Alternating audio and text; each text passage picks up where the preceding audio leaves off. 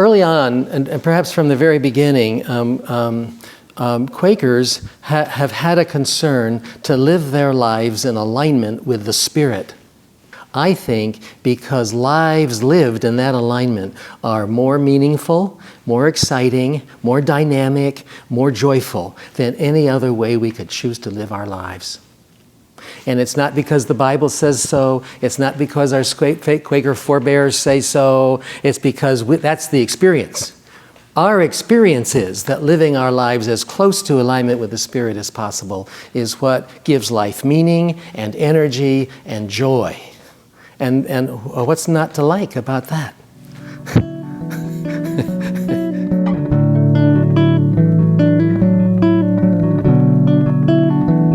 A Quaker business meeting has two distinguishing characteristics that are foremost in my mind. One is that it's a non-voting process.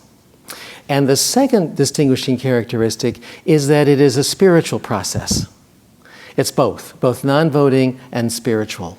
The spiritual part of it is that a group which meets to do the business of the community consciously invites spiritual awareness and spiritual guidance in the doing of its work.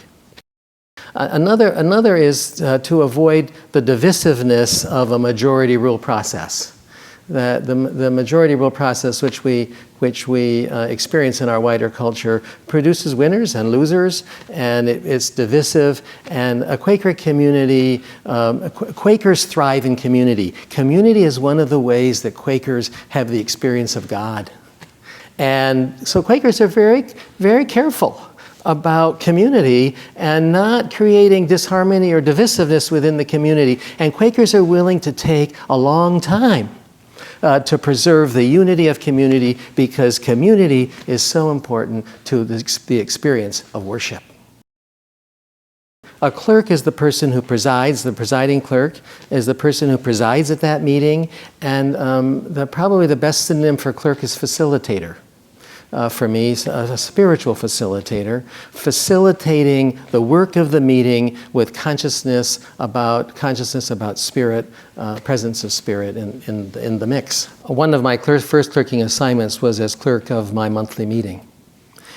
And when I finished 6 years of being clerk, there was a moment to invite appreciation for my service.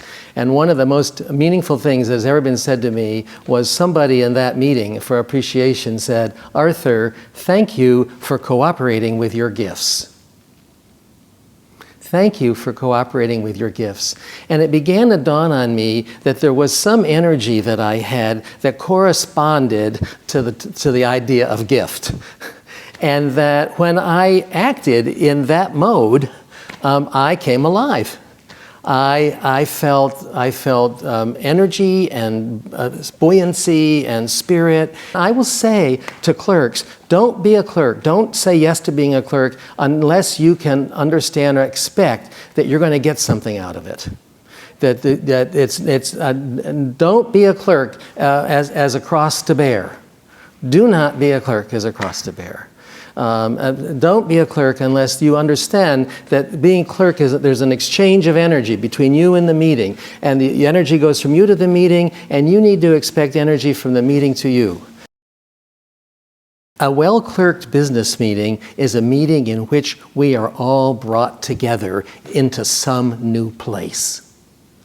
And as a clerk, if I can facilitate the possibility that we will all be brought together into some new place that lifts us all up, or points us all in a single direction, or deals with the issues of the community, there is joy for me there. There is joy. Hi, this is Peter Santiscano from Sunbury, Pennsylvania. Thank you for watching this QuakerSpeak video. Click on the link to get more.